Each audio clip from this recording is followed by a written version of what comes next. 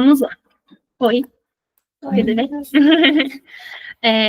Eu vou apresentar hoje um artigo que ele fala um pouco sobre, ele propõe, na verdade, um modelo, um framework para a gente entender para a gente entender um pouco o comportamento de adição, mais especificamente de transtornos vinculados ao uso da internet. Tá? Foi um pouco difícil decidir o artigo, mas eu escolhi o de 2016 porque ele é a visão mais completa do modelo iPace, que é o nome desse modelo que eu vou apresentar, só que ele teve uma atualização em 2019. Só que o artigo de 2019 fala, não vou me repetir, leiam de 2016, eu só vou trazer as adições. Então eu falei, bom, vou falar de 2016 e ali no final da apresentação eu vou tentar trazer os versos, né? Então, o que o de 2019 agregou, que não são muitas alterações. Então, eu tentei seguir o modelo que a gente combinou de artigos. Então, o título do artigo é Integrating Psychological and Neurobiological Considerations Regarding the Development and Maintenance of Specific Internet Use Disorders, an Interaction of Person Affect Cognition Execution iPace Model. Então, são 5 autores, sendo o Brand o primeiro autor.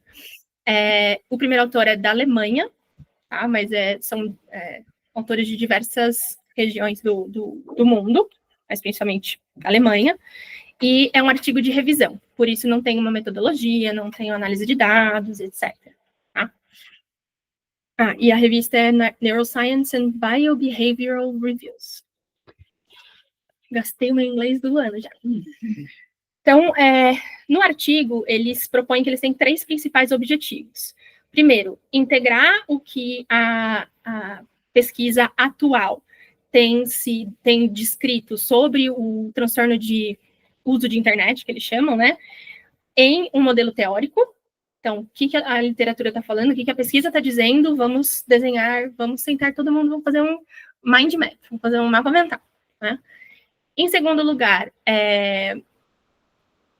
criar um modelo que seja mais geral, né, que possa ser abarcado, que possa ser utilizado para diferentes tipos ou tipos específicos de transtorno de uso de internet. Quando eu falo mais específico, uso de redes sociais, ou como é que chama? Pornografia, online gambling, e assim sucessivamente, né? Então, eles juntam tudo isso dentro de problemas com a internet, tá? E, por fim, expressar e ilustrar os processos de desenvolvimento desse comportamento de adição e de manutenção desses comportamentos aditivos. Tá? Então, eles desenvolvem o modelo iPace, que, na verdade, é um modelo baseado em processos. Então, ele é bastante vinculado a processos no sentido de direcionalidade, de que é algo cíclico, que vai e volta, que tem integração de diversos fatores, né? Que vai englobar comportamentos aditivos vinculados ao uso de internet problemático com fatores de predisposição, respostas afetivas, cognitivas e controle executivo, tá? Então, de onde que vem a iPace? O I vem de interação, então de integration, e o PACE vem o P, que são os componentes P, são os componentes de person, que eles chamam, pessoais, que seriam tipo vulnerabilidades ou características individuais, que são menos maleáveis, são mais estáveis, tá, durante o tempo. Por isso P. Depois eles falam do A, que seria o affect, né, que seriam de respostas emocionais. Depois cognition, então, da parte de vieses cognitivos que estão envolvidos no processo de desenvolvimento e manutenção do vício, e execution de funções executivas, né? Então, déficits no controle relacionado à execução. Tá? E aí eu vou passar um pouquinho por cada componente para tentar explicar, começando pelo P, então o person, né? Que seriam variáveis predisponentes? Predisponentes? Predisposição. Variáveis de predisposição. Né? que tendem a representar características centrais de uma pessoa. Então, aqui ele engloba 4 categorias, vamos dizer assim. Primeiro, uma construção ou uma constituição biopsicológica, no sentido de os estudos já indicam que tem mais ou menos aí em torno de 48% da variância do comportamento aditivo, falando de internet disorders, é explicada por marcadores genéticos, principalmente vinculados a sistemas de dopamina, colinérgicos, e o último até esqueci, porque os estudos são bem conflituosos, então eles falam, precisa de mais estudos para compreender. Além disso, questão genética, eu sempre esqueço o termo que a gente usa, mas, enfim, trauma, principalmente na infância, tá? Experiências traumáticas durante a infância, que também tendem a estar correlacionadas ou a levarem a um estilo de apego. Estilo de apego, olha eu da psicologia, olhando para a Jéssica no estilo de apego, mas é que eu não estudei muito teoria de apego, então, mas estilos de apegos inseguros, então, isso é muito visto em casos e estudos que tendem a investigar crianças institucionalizadas, então, é um estilo de apego complicado, assim. Em segundo lugar, componentes psicopatológicos, então tem uma alta correlação entre Internet Use Disorders e algumas psicopatologias, como depressão, ansiedade, principalmente social, mas não exclusivamente, e TDAH. Tem uma comunidade muito alta. E esses 3 têm sido considerados tanto comórbidos como também fatores de risco e como é que eu posso dizer? Fatores de risco, exatamente. Em terceiro lugar, fala de traços de personalidade e cognições sociais. Então, personalidade, principalmente os estudos trazem de fatores como alta impulsividade. E aí, aqui, gente, eu vou ter que estudar melhor, porque, né, personalidade não é super minha área. Mas fala também de baixa autoestima, que, assim, impulsividade, conscienciosidade, neuroticismo, Big Five, ok. Mas agora, baixa autoestima, eu não sei de onde que eles estão tirando a personalidade. Mas, assim, eu entendi como traços de padrões comportamentais, vamos dizer assim, né? Então, baixa autoestima, timidez, uma tendência para procrastinar as coisas e baixo autodireção, meio vinculado com motivação, tá? E isso, personalidade, e por outro lado, cognições sociais, eles estão chamando, por exemplo, de a percepção de suporte social, eu fiquei em dúvida entre colocar isolamento ou sentimentos de isolamento. Então, não necessariamente um isolamento físico, mas o sentimento de isolamento e de solidão, que bate muito com aquela questão de me sinto sozinho no mar de pessoas, também são fatores que estão ditos aí como mais estáveis como traços de variáveis mais predisponentes, que aumentam o risco de engajar ou até aumentam o risco da manutenção do vício e agravamento do vício. E, por fim, eles falam de motivos de uso. Então, a questão é uso a rede social, uso, como é que chama? Tem o vício em compras online ou pornografia online, com que intuito? Então, nas redes sociais, poderia ser, eu abro o Instagram para dar uma rodadinha porque eu fiquei estressada, mexi. Então, como uma forma de regulação emocional, ou como uma forma de validação social, ou, sei lá, como é que chama? Aliviar o tédio, tá? Então, a depender dos motivos, você consegue explicar ou até conseguir avaliar o risco que a pessoa tem de engajar ou entrar no ciclo vicioso, vamos dizer assim. Aí no artigo, os autores explicam os componentes A e C em conjunto, que seriam tanto respostas afetivas quanto respostas cognitivas, né? Tanto a estímulos que sejam externos ou que sejam internos. Aqui ele fala de 5 principais categorias. Coping, então, é como que a pessoa, além do motivo de uso, o uso específico como método de coping. que seria o uso da rede social como forma de regular ou de regular emoções ou manejar estresse, reduzir estresse, tá? Internet-related cognitive biases, que aí aqui a gente entra em cognitivo no sentido de metacognição. Então, o ter expectativas positivas sobre o uso da rede social. Então, eu tenho uma expectativa de que a rede social vai me trazer alívio. Eu entro, ela me traz alívio, recompensa, reforça. Ou expectativas de retirada. Então, se eu parar de usar, eu vou me sentir melhor. Não se sente melhor, usa, né? Ou associações implícitas de recompensas. Então, não necessariamente eu ouvir e falar assim, não, porque quando eu abro a rede social, eu me sinto mais tranquila. Mas pode ser implícito. Assim, tá implícito que se eu entrar e ficar vendo no TikTok, eu vou ficar mais calma, vou conseguir dormir, por exemplo. X, tá? Em terceiro lugar, craving e cue reactivity, que seria craving, desejo, né? Cue reactivity é a reatividade a pistas, vamos dizer assim. E aqui fala da questão da relação entre esses dois fatores, o quanto que o craving vai se estabelecendo num processo de adição e que esse craving vai aumentando a nossa reatividade a pistas específicas do contexto no caso que eu estou estudando, o uso problemático de redes sociais. Mas poderia ser notificação de promoção da Zara, poderia ser notificação, sei lá, gente, nem sei, mas novo vídeo pornô. Né?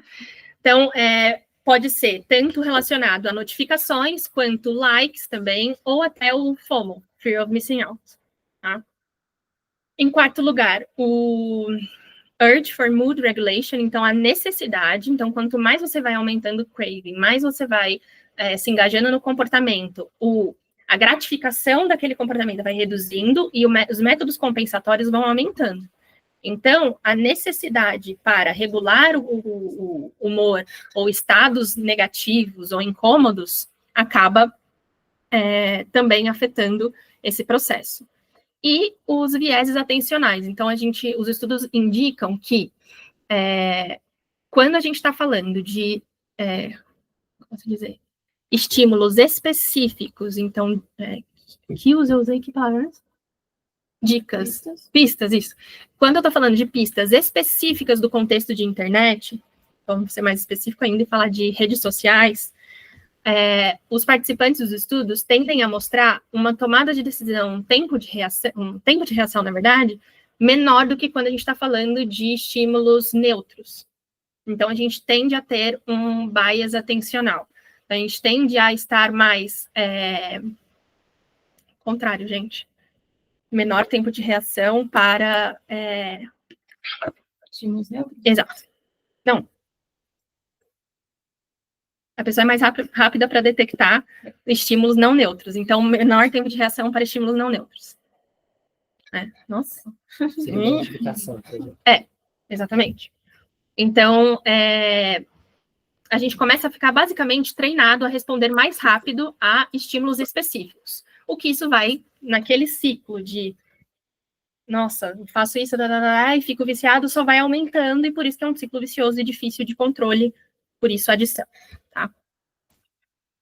E, por fim, o último componente, que é o executivo, né, eles falam especificamente de funções executivas, controle inibitório e tomada de decisão. Não é muito comum, aí uma opinião minha, não é muito comum, é sutil. Não é comum a gente falar de tomada de decisão dentro do escopo de funções executivas. Falar de tomada de decisão especificamente como um construto dentro de funções executivas. Relacionados, mas não, né? Mas o que eu entendi que eles trouxeram foi tomada de decisão no sentido de um rebaixamento ou um déficit em funções executivas, mais especificamente controle inibitório, leva a um prejuízo em tomada de decisão, no sentido de tomar decisões que geram claramente consequências negativas em detrimento de comportamentos que geram consequências positivas. Então, o vício de qualquer coisa é definido por isso. Então, seguir com um hábito que está te trazendo consequências negativas, mesmo né, ciente. Então, eu entendo essa questão da tomada de decisão nesse sentido, e aqui nesse âmbito de tomada de decisão, é o que a gente entra falando de delayed aversion, né, que é a aversão ao adiamento. Que é exatamente isso, você ter a capacidade de você conseguir atrasar a recompensa para que no futuro você consiga mais. Então, todo mundo que conhece o Marshmallow Test? Alguém não? Não? É comigo? É? Ah, desculpa. Não conheço. Tá. Relembrando, Marshmallow Test é um teste de 1950.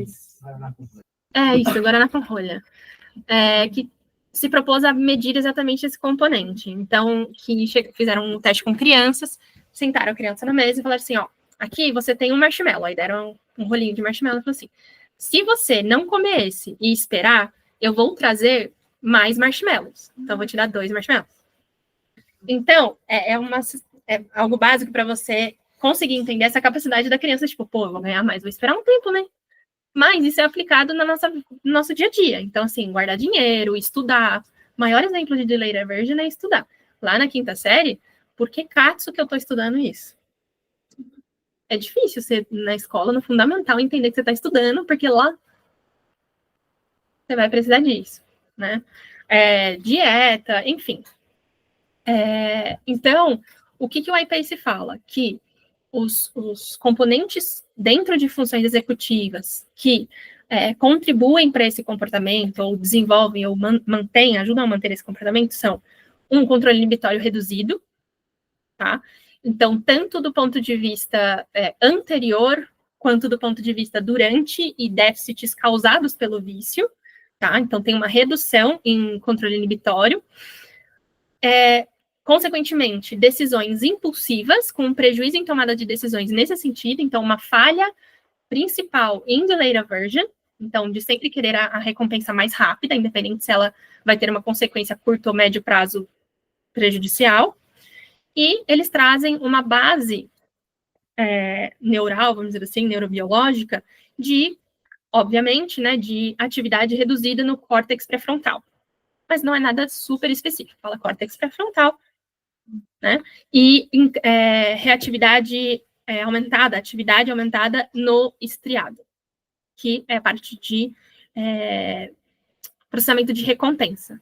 Então, eu sempre esqueço. Núcleo accumbens, então, regiões mais centrais aqui do cérebro que vão ser engajadas quando a gente está falando de comportamento de sensação de recompensa, tá? Então, deixa eu só mostrar aqui. Esse é aqui. Então, acho que quem viu no artigo, essa é a carinha do modelo. Então, fala tudo o que eu falei, né? Então, e as interconexões. Então, o P seria esse... Ai, eu não consigo colocar a mãozinha. O P seria essa parte central, então, as variáveis predisponentes, né? Então, tanto biopsicológico, personalidade, cognições sociais, psicopatologia e motivos específicos para uso.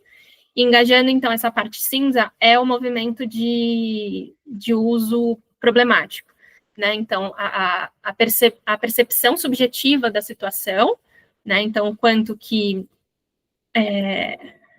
a questão de key reactivity, estresse, conflitos pessoais, a intenção de utilizar como mood regulation, então, a decisão de usar uma certa aplicação, no caso, por exemplo, redes sociais, vem a gratificação, o que acaba voltando e gerando um ciclo vicioso, tá?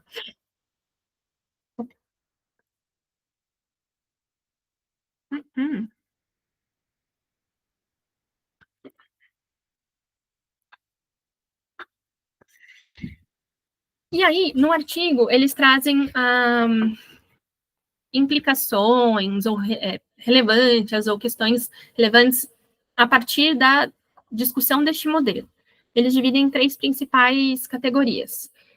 implicações de pesquisa, então que eles dizem que eles reforçam muito isso, que eu acho super interessante, que é um modelo teórico baseado em pesquisa. Então, não é um modelo teórico de, eu acho que a adição é baseado em pesquisa, mas ele não é comprovado empiricamente. Então, eles falam que as próximas pesquisas precisam focar em estudos empíricos de validação dos componentes deste modelo. Então, estudos de neuroimagem ou estudos longitudinais que consigam comprovar esse modelo que é um processo, né? Implicações clínicas, então, a compreensão de todos os fatores e componentes que estão envolvidos nesse processo indica para a gente quais são os pontos mais relevantes para a gente intervir. Então, na clínica, o que a gente pode usar? Trabalhar técnicas de regulação emocional, focar em técnicas de controle inibitório e impulsividade. Ele até sugere algumas técnicas específicas da TCC, né? Trabalhar com essas cognições disfuncionais, esses pensamentos e expectativas que são disfuncionais. E, como forma de prevenção, eles realçam, né, a importância de uma literacia digital, acho que é a alfabetização digital, né, e psicoeducação focada em emoção, em principalmente regulação emocional, para reduzir os riscos de usuários engajarem nesse tipo de comportamento. Né. Agora, esse foi o modelo de 2016. O que mudou para o modelo de 2019? Que são dos mesmos autores, só que eles falam que, como teve uma crescente de estudos na área, né, principalmente com a advinda do...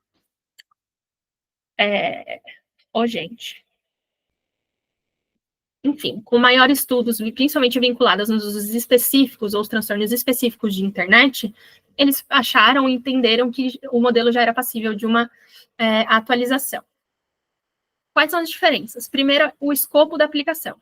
De 2016, eles falavam, esse modelo explica sobre comportamento aditivo, comportamento de adição de problemas com a internet. Em 2019, eles já viram que tem pesquisa suficiente que consiga comprovar que esse é um modelo que abarca todos os tipos de comportamentos aditivos, mesmo que eles sejam de substâncias, tanto comportamentais quanto de substâncias. Tá? Segunda diferença, orientação do processo. Ou seja, o primeiro, ele é Nossa, coloquei o texto igual, mas enfim. O primeiro, ele é focado em um único estágio. Então, é um único ciclo, né, sem diferenciação. Em 2019, eles já separam entre early stages, né, então, tipo, estágios iniciais do vício e estágios mais tardios do vício, ou seja, começando e mantendo. Então, eles relatam que tem algumas, não diferenças de componentes presentes, mas sim de componentes relevantes. Então, no início é muito mais relevante a gratificação, e aqui, muito mais relevante, começa a identificar um déficit muito maior no controle inibitório, nesse sentido. Então, ele faz essa diferenciação. Em relação, terceira diferença, né, em mecanismos neurobiológicos. No de 2016, ele fala de uma forma um pouco mais ampla, de pré-frontal, questões do núcleo accumbens, circuitaria de recompensa, e no de 2019, ele já deixa um pouco mais específico, que a literatura, as pesquisas começaram a investigar um pouco melhor, e traz áreas mais específicas que estão vinculadas. Então,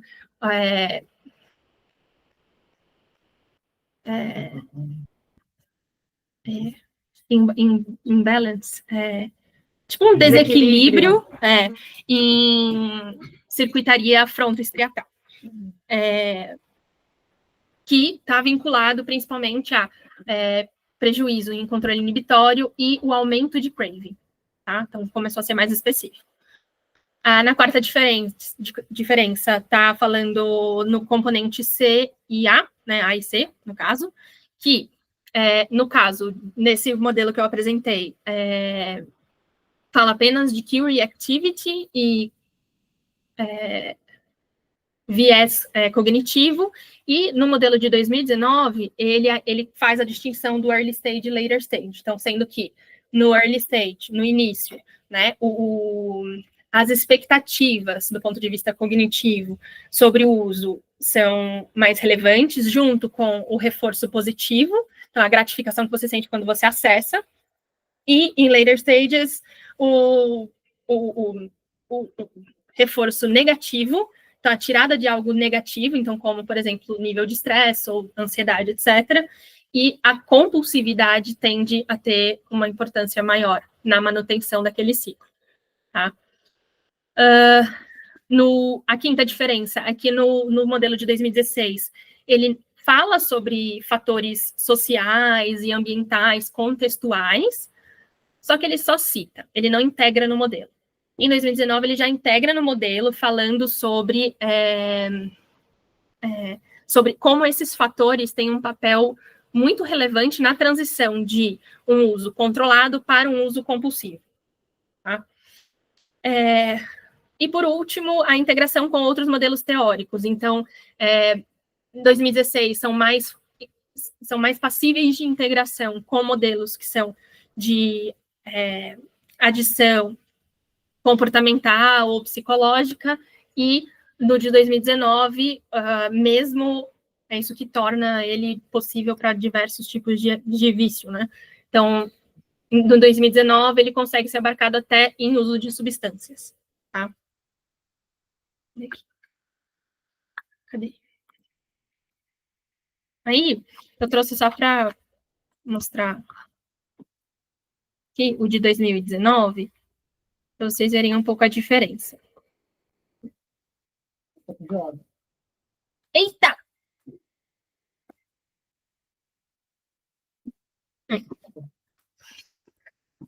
Então, aqui nós temos vamos dizer, bem de carinha, não precisa nem ler. Esse é o modelo de 2016, certo? Quando a gente vai no artigo de 2019, a gente está falando de um modelo de 2 estágios. Então, um modelo de early stages, que tem os mesmos componentes, a gente vai ver. Então, person, core characteristics, percepção, affective and cognitive gratification e estabelecimento. Aí, later stages, a diferença é que a gente adiciona Curie Activity Craving, tá? Cadê? Isso. E a diferença aqui de o Affective and Cognitive Bias, Specific Coping Styles, na parte mais tardia do vício. Então, numa manutenção e menos em um início de adição. Tá? Então, essas são as grandes diferenças. E, resumindo, assim, principalmente, alguns como posso dizer, alguns pontos que ficaram do estudo do iPace, né, tanto de 2016 quanto de 2019. Primeiro, que uso problemático de rede social não é só questão de frequência, então não é só usar com frequência, a gente tem que qualificar e entender mais a fundo quais são os componentes que ajudam a gente a explicar o que é um uso problemático, além de passar 7 horas do dia vendo Instagram, né? Então, envolve muitos componentes, como personalidade, emoções, vieses cognitivos e controle de impulsos. A manutenção desse processo, né, envolve gatilhos emocionais, vieses cognitivos e reforçam esse comportamento compulsivo. Em questão de neurobiologia, né, e mecanismos cerebrais estão envolvidos no uso problemático de redes sociais, eles acabam espelhando o de vícios relacionados a substâncias. Então, principalmente falando de funções executivas, o que muitos estudos dizem de vício em drogas é que as drogas, por terem, né, grande maioria, um efeito psicoativo, elas trazem prejuízos biológicos ao cérebro, que, consequentemente, impactam funções executivas. Mas, em vícios comportamentais, que eles chamam, não é que você não vai ter o prejuízo biológico direto de uma droga, mas você vai ter um prejuízo funcional derivado de comportamento e de contexto. Tá?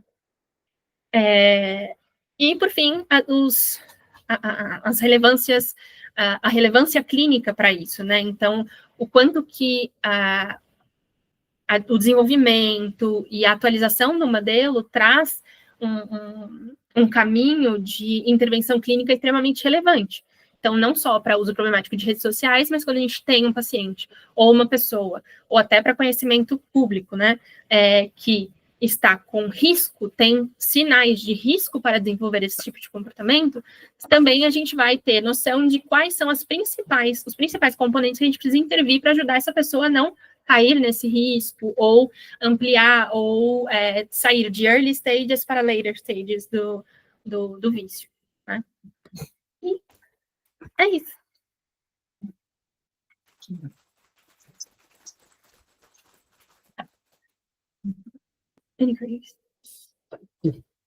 Dúvidas? Oi? Desculpa. Perguntar, você falou agora do vício comportamental, mas ele, por exemplo, os prejuízos que ele causa no córtex pré-frontal, em todas as outras regiões, ele pode se tornar equivalente a um vício de substância. Por exemplo, se eu usar uma substância por 2 anos, mas eu sou viciado em ficar no celular por 20, pode ser equivalente o prejuízo ou não independe do tempo? Boa pergunta. Não vi nenhum estudo. Mas, eu, assim, fonte, vozes mais experiência. Não. O impacto biologicamente falando, é diferente.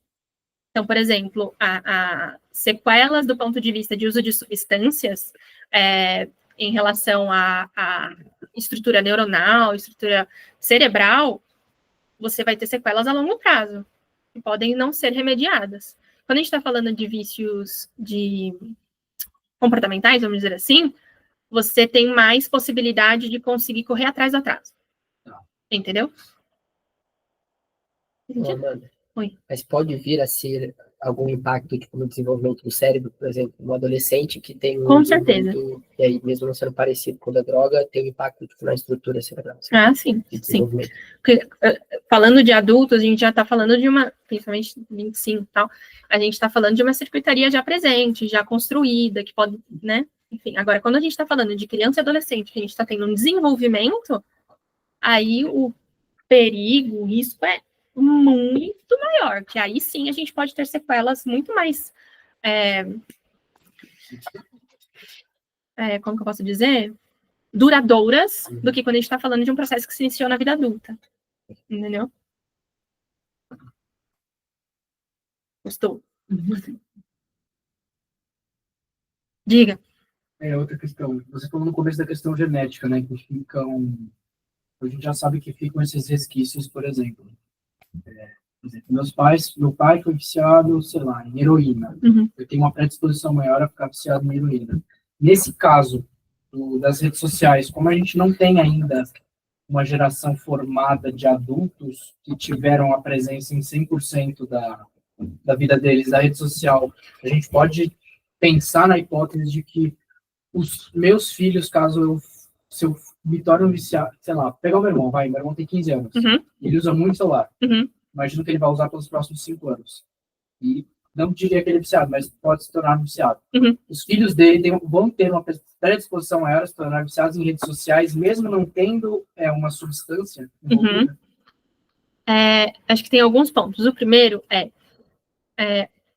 levando em consideração a atualização do modelo para 2019, que é para comportamento aditivo, comportamento de adição, de vício, mesmo até no modelo de 2016, a gente está falando de comportamento de vício. A gente não está falando especificamente de vício em heroína, etc. Falando de uso de substância, o que eu entendo, né, que também não estou super aprofundada, a heredabilidade não é de heroína. A heredabilidade é de comportamento compulsivo. Né? Então, uma pessoa que tem um alcoólatra na família, tipo, meu avô foi alcoólatra. Em quesito de genética, a árvore genealógica vai explicar pra gente que tem um componente mais forte genético de eu desenvolver ou engajar em comportamentos compulsivos, quer seja cigarro, sim. Exatamente. Tá. Entendeu? Então, do ponto de vista do uso problemático de redes sociais, a mesma história. Tá. Que aí é o que eles falam também quando vai fazer a transição de 2016 para 2019, que eles falam, nesse artigo que a gente está discutindo, eles falam muito da questão de que a galera tem que especificar que uso de internet. Porque tem especificidades para cada tipo. Então, uma pessoa que tem um vício por pornografia online vai ter componentes que são similares, então, como o que o modelo traz, mas vão ter mais relevância ou menos relevância, ou maiores prejuízos ou menos prejuízos, que serão distintos de uma pessoa que está com uso problemático de redes sociais. Mesma coisa para uso de substância ou compulsão alimentar, lá. Faz sentido? O que mais? Eu tenho uma dúvida. Manda. Você falou que ele não se provou empiricamente ainda nesse modelo, certo? Isso vale para 2016 e para 2019. Exatamente. Então, a ideia é que eles falam que eles eram, tipo, como se fosse não, uma revisão da literatura, do que eles explicam de componentes que estão vinculados ao processo de adição de uso de internet. Então, não é o que eu falei, não é um modelo teórico de tipo, eu imagino que seja isso. Então, as pesquisas trazem esses estudos de que tem isso, isso e isso conectado. A maioria dos estudos fala não tem estudos muito consistentes sobre isso. Só que não tem um estudo hoje empírico que teste o modelo iPace até o momento. Então, por exemplo, um estudo de Wegman que eu já não sei se eu trouxe para cá, etc. Mas, enfim, ele pega o modelo de 2016 e fala, vou aplicar para uso problemático de redes sociais. E no meu estudo, eu vou focar aí ele pega alguns componentes do iPace para avaliar, principalmente controle inibitório e tomada de decisão. Então, assim, você tem pedacinhos, mais nada, e principalmente porque tem muitos estudos que, e aí falando de Internet Use Disorder, que tem uma porcentagem altíssima de amostra masculina, porque foca muito no gaming disorder, que foi o primeiro a ser reconhecido. Então, tem, tipo, coisa de 80% da amostra masculina, o que vai impactar em social media, né? Porque tem muita questão de como é que chama? Corporal, blá, blá, blá. Então, mulheres tendem a ter uma maior porcentagem, aparentemente. E também tem muitos estudos que são transversais. E como o modelo iPace é um modelo de processo, um estudo transversal não vai conseguir embarcar se aquilo que a gente quer fazer no meu projeto, que é entender qual que é a direcionalidade, como é que é a manutenção, o que leva um ao outro. Transversal, você fala, tá, relacionou aí. Então, eles fazem essa chamada em 2016 já, falando, olha, os estudos, esse daqui ainda precisa ser comprovado. Os pedacinhos estão bonitinhos, já tem estudos comprovados. Agora, todo o processo, não. E eu perguntar justamente isso. Ele discrimina o peso de cada um dos fatores dentro do modelo? Não tanto, mas ele, durante o texto, tanto 2016 quanto 2019, ele vai citando, tipo assim, em estágios específicos do vício. Ele vai falando de pesos maiores para alguns determinados componentes. Ou para quando ele vai exemplificar motivos de uso. Então, pornografia, compra online, fala, olha, talvez tenham indicativos de que o componente tal seja mais específico para isso, tenha uma maior ação nesse uso específico, mas que não tem estudo suficiente de usos específicos para falar revisão, isso daqui é uso problemático de rede social, isso daqui é gaming, isso daqui, entendeu? Até fonte vozes, porque agora eu não lembro exatamente qual que é a fonte, mas eu lembro de ter lido em um artigo que discute muito a questão de, pelo medo da patologização destes usos específicos, os pesquisadores até têm receio de estudar, falar, não, estou estudando uso problemático de redes sociais e é isso. Porque é uma patologização. Está tirando que isso é algo patológico, que precisa de tratamento, etc. Então, até por um receio meio de tentar não patologizar, acaba ficando um gap aí na literatura também. E é engraçado que eu até falei com a Lê, eu li uma revisão bibliométrica que eu não conhecia, não sabia que existia, sobre o uso problemático de redes sociais, e um dos problemas que eles relatam é a questão da nomenclatura. Então, nesses usos específicos, né, falando especificamente de uso problemático de redes sociais, as pessoas chamam de formas diferentes.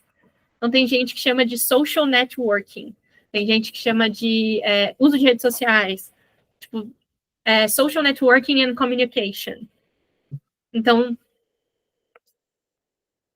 é difícil fazer uma revisão sistemática que seja uma revisão até de escopo por causa da terminologia. Mas é isso. Posso só fazer um comentário? É lógico. Da complementar ali que você falou da relevância clínica, e aí pensando também na relevância em termos de saúde pública, e não só na clínica com o psicólogo, com, né, o paciente, a gente pensa assim, em termos de saúde pública, um exemplo para a gente trazer, né? Quando a gente pensa em alimentação saudável, não tem como você responsabilizar o indivíduo por ele manter uma alimentação saudável, visto que alimentos processados são mais baratos, mais disponíveis, mais fáceis na teoria do dia a dia. Então, é a mesma coisa, né? Se a gente pensa, para pensar que os problemas de redes sociais e que isso possivelmente pode virar um vício, e quanto isso pode impactar em termos de sociedade, a gente tem que olhar também... Qualidade de vida. Qualidade de vida, a gente tem que saúde mental, a gente tem que olhar, tipo, como isso como população, não como indivíduo. Até porque muitas das coisas a gente acaba, tipo, culpabilizando o indivíduo, né? Responsabilizando o indivíduo por aquele comportamento aditivo que ele acaba tendo, porque, enfim, sei lá, ele tem alguma, sei lá... Exato, você fica criando uma condição de vida super precária, e a pessoa, tipo, que ela tem ali para se distrair nas redes sociais, mas é que se torna um problema, se torna uma patologia, né? E aí, na verdade, é toda uma questão, né, enfim, da vida, como ela é complexa, e como as pessoas, às vezes, usam redes sociais até como uma forma de, sei lá, se alienar, porque a vida é difícil, entendeu? E aí também isso a gente fala. E aí a gente também, eu acho que isso é outra, né, camada que a gente dá de relevância em termos de saúde pública, e outra coisa que eu também acho que quando a gente pensa em uso de substâncias e na vulnerabilidade que as pessoas têm até a genética, né, que essa coisa, quando a pessoa, ela tem uma predisposição genética, é isso, ela tem uma predisposição ali nas vias dopaminérgicas, ou seja, ela é mais suscetível a ter comportamentos de adição, independentemente do que seja. Então, isso nós temos em maior ou menor grau, só que a gente também, tipo, não é só genética, é genética e ambiente, então isso acontece. Mas ao contrário de uso de substâncias, por exemplo, que tem até uma coisa de estigma, né? Ou que não é tão, sim, sei lá, vamos supor que eu tenha essa predisposição a ser alcoólatra. Teoricamente, assim, as pessoas, óbvio que elas devem ir no trabalho porque elas têm uma questão ali, um problema de saúde, mas tem estigma, ela vai evitar fazer isso. Não, de redes sociais não. Exatamente, pelo contrário, é até incentivado a gente, né? Dos usos específicos, é o menos, tipo assim, tabu, vamos dizer. Até gaming ainda é um pouco mais estranho, porque tem o tabu do nerdola. Nerdola que fica ali, isolamento social, tal. Pornografia, pelo amor de Deus, né? Tabuzão. Vício em compra, às vezes, também não é tão, a não ser que traga prejuízos financeiros extremamente absurdos, né? E você tem total razão. E uma coisa que me lembra da questão da saúde pública, que tem uma seção no artigo quando ele vai falar de variáveis predisponentes, que ele fala a questão de, que até a gente estava falando disso no capítulo de gaming, né, Ale, da questão de parental. O comportamento dos pais em relação ao uso de redes sociais, ao uso de internet, também impacta, é um fator de risco para a criança. Então, assim, aí entra o que acho que o Vitor trouxe, que é a visão de que estamos em uma geração que a gente precisa tomar muito cuidado com isso, porque estamos com pais que, né, a geração de pais hoje é uma geração que entrou em redes sociais e que vai impactar, de acordo com o contexto ali dado para aquela criança,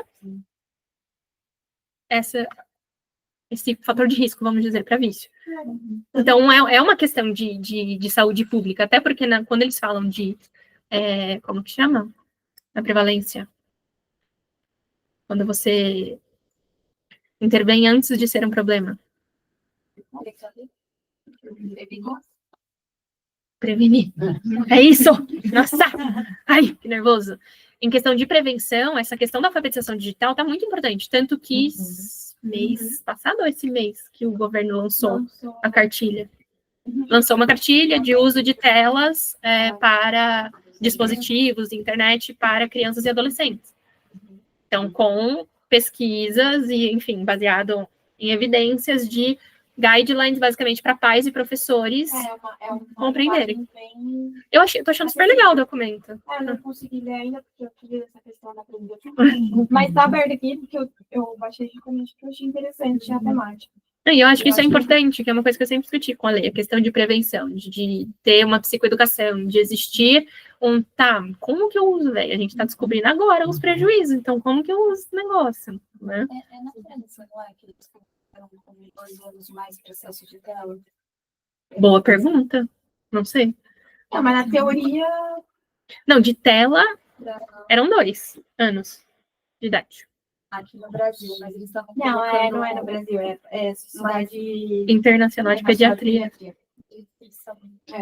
E eu tava vendo a partir também, dos 2 10. eu tava vendo, existe uma predisposição também às novas gerações, elas se frustrarem com mais facilidade. O aumento de uso da tecnologia, principalmente agora, eu não sei o que eu tava vendo, não é nada assim fundamentado, foi só uma notícia. Mas, falando assim, esse ano, em 2025, entra a nova geração beta. E ela já vai nascer com a inteligência artificial. Então, como isso vai impactar nessas novas gerações? De ter acesso fácil. Talvez, assim, como a gente já está numa sociedade, onde tudo que você pesquisa, você consegue facilmente ser reportado, tanto que isso impacta no seu desenvolvimento cognitivo. A gente já tem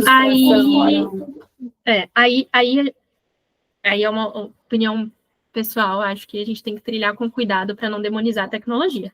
Tecnologia, como qualquer coisa, independente se é inteligência artificial, uma tela, etc., é uma ferramenta. Então, acho que o movimento de, entre aspas, alfabetizar digital, como utilizar, vem com a intenção de reduzir esses prejuízos. Então, não acho que, assim, uma geração inteira vai ter dificuldade de lidar com frustração única e exclusivamente por causa de tecnologia. Uma geração. Aí a gente fala até de Millennial X? Y? A seguinte da Millennial, tá? Sim. Depois da minha. Tô ali na beiradinha da Millennial. Não, mas tô brincando. Tem diversos fatores contextuais que também vão afetar para além da tecnologia, mas eu entendo o que você quis dizer. Realmente, se você não tem uma orientação, ou se você faz um uso da tecnologia, principalmente falando de crianças, né, como uma forma de substituição de interação, é isso. Você corre um risco muito maior de ter déficits em lidar com frustrações, déficits cognitivos, Só que, sendo utilizada como mediadora, aí é outra história, que eu acho que é o que a gente tem que trabalhar. A tecnologia tem que servir... não vai dar para segurar a tecnologia, gente. Então, assim, aprendamos a utilizá-la. A gente vê muito no consultório a criança que chega com essa questão de vias frequentes, não sabe lidar com a frustração e os pais não têm inteligência emocional ali para gerenciar, porque ele teve esse recurso, né? Sim. A gente dá o que a gente tem. Né? E aí o que eu percebo é que o problema não é a tecnologia, que a criança tem tudo na hora. Se a gente fizesse alguma coisa antigamente, comer uma comida, tinha que fazer, tinha que esperar, ir no mercado comprar ingredientes. Hoje a gente pede o que a gente quiser no iFood. Então eles têm tudo na palma da mão. E aí a gente não vai conseguir tirar isso da mão deles, porque a tendência é só para cima. Mas a gente tem que educar não só o uso, mas a expectativa também. Agir como um agente regulamentador da prontidão da informação. Eles acham que as coisas são muito fáceis. Meu filho pediu um caderno do Portugal. Seleção. E aí eu fui na internet e falei pra ele, qual que você gosta? Daí ele escolheu um que vendia em Portugal. Aí eu falei, olha, esse daqui não vai estar dando, né? A gente vai ter que comprar outro. Se contentar com tiro. Aí sabe o que ele falou? Não, mãe, mas faz o seguinte, você compra, aí a moça da loja pega o avião, traz aqui pra mim, aí ela volta. Então, assim, pra eles é uma coisa muito simples, mas porque eles têm tudo na mão, a gente não tinha tudo na mão. E mesmo pra gente, a gente tinha essas loucuras de só a avó trazer. Mas sua avó mora a 900 quilômetros, trouxa. Vai trazer um bolo, mas cenoura. Eu acho que hoje é muito mais concreto, porque hoje eles têm de fato. Sim. Mas eu acho que o que falta é essa o agir como regulamentador, como mediador, que falando especificamente de consultório, mas acredito que isso é um movimento mais geral,